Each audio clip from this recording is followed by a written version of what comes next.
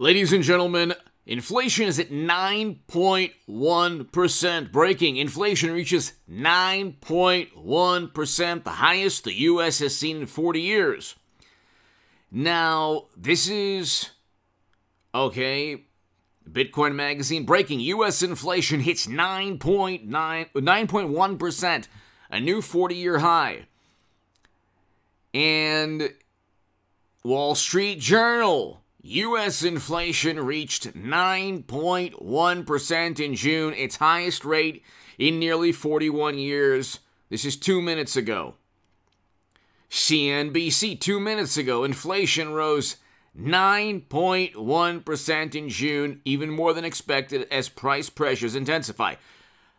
I predicted this, ladies and gentlemen. I predicted this in September of 2021.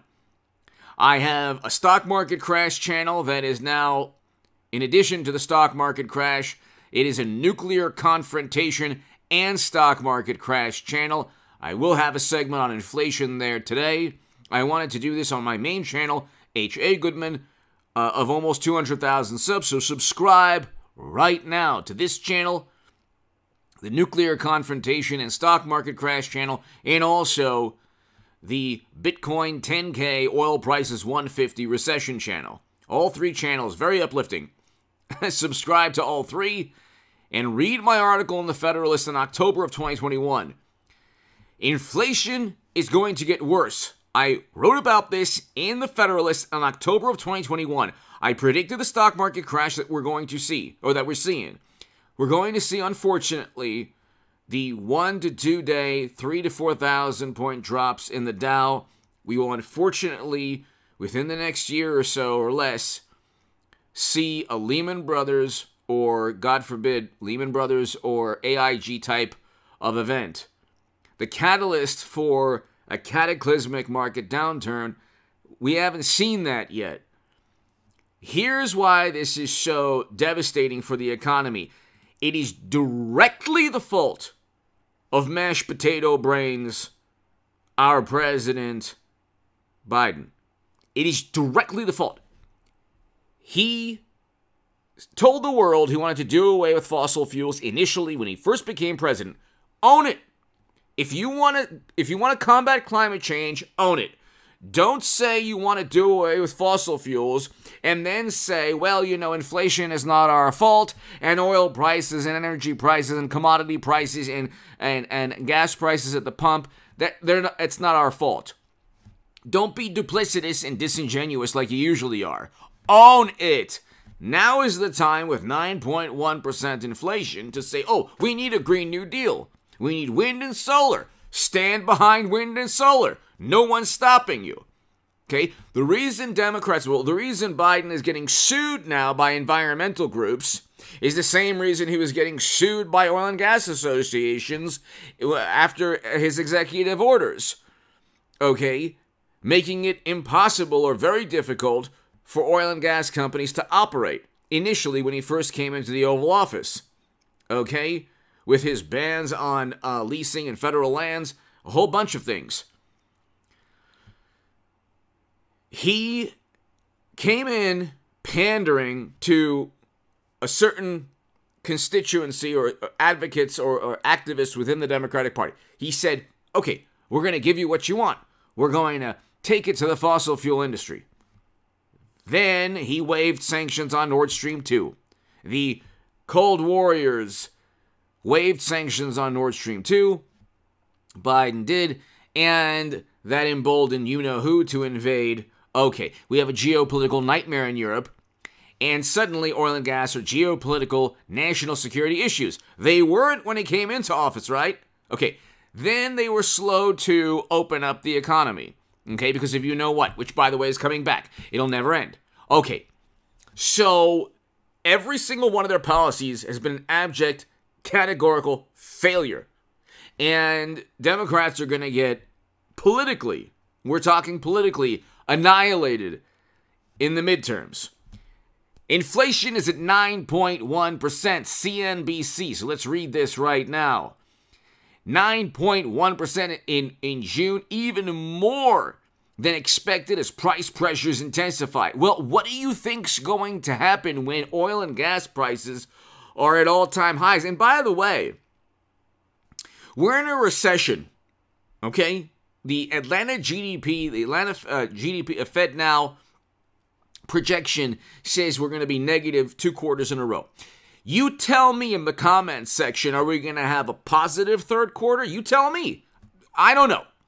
I was pretty good at predicting in September. Go to the description section and the pinned comment. Pretty good in predicting exactly what was going to take place this year.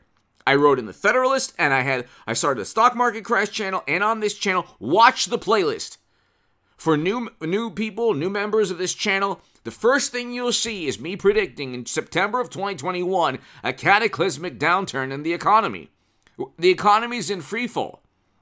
They're raising interest rates now because Biden's policies were a failure. Okay? This wouldn't have happened with Trump. You know, when Democrats talk about democracy, what they really mean is, oh my God, we absolutely destroyed the economy. So now let's focus on Lincoln Project, failed political strategy. Talk about, democracy and the republic and the Constitution and everything. It's like, you didn't like Trump's personality. You didn't like Trump's personality. At least he didn't destroy a country in Libya with a failed NATO intervention like President Obama. Okay? At least he didn't. Well, look what's taking place in Europe right now. Not under Trump. Abraham Accords, Doha Agreement that Biden botched. First president to step foot in North Korea. Was he unorthodox? Yeah. But did he do a lot more in terms of foreign policy achievements than President Obama or any, definitely mashed potato brains, what we're seeing now? This administration is presiding over failures in foreign policy, a free fall, economy in free fall. It's directly because of their domestic and foreign policy. Now, again, if you want to combat climate change, be honest. My God almighty, Democrats, be honest. Say, look, wind and solar can surpass, or we have to, Paris Climate Accords, wind and solar, and renewable energy. We don't need fossil fuels. Say it now. Go ahead and say it now. AOC should say, okay, you know what? Let's vote in the House. If you still have the House and Senate before you get completely obliterated in November. Go ahead and vote on a Green New Deal legislation. Do it now. Otherwise, you were full of the fertilizer that is now 300 to 400% more expensive than it used to be. And we don't know if that country that we're sanctioning is going to limit production of oil and gas.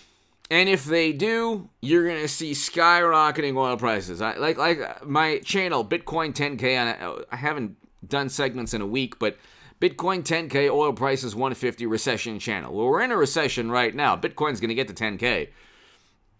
And I predicted that in January of 2022, and I predicted the Bitcoin crash and the crypto crash in September of 2021.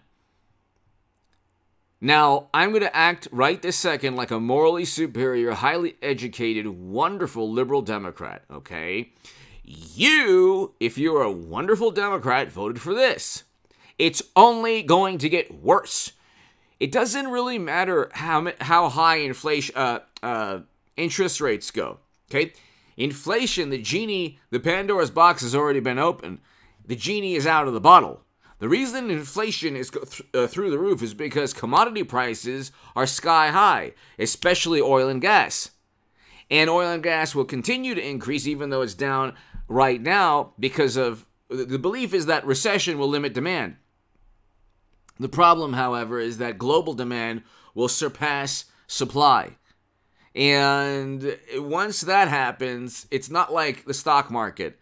Commodities and the oil and gas industry, and if the second traders realize that supply or demand has outpaced supply, which it has, it'll go way to 110, 120 back again, and to 150, because you have to also, with mashed potato brains, our wonderful president at the helm, see, we didn't have these problems with Trump.